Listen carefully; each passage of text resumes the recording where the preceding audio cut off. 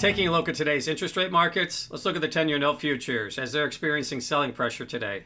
10-year note futures trading lower, and today we're looking at the futures market trading down and making a new closing low, taking out the closing low from last week. Currently priced at 109.14, which is just off the intraday lows, but maintaining this downward momentum. And today we are seeing the futures continue to sell off. And driving factors today, I think a couple things. Number one, digestion of the data late last week, coupled with Fedspeak today.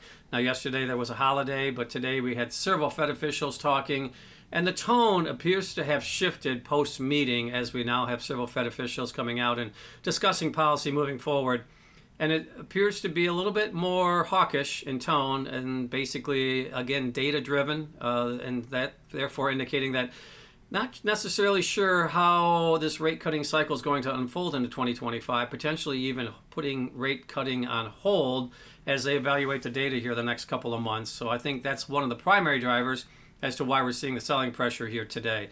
Now, looking at the yields are higher across the board today. The 10-year yield is up 9 basis points to 444 basis points, which is the highest yield since the first week in July, so basically 4.5-month highs.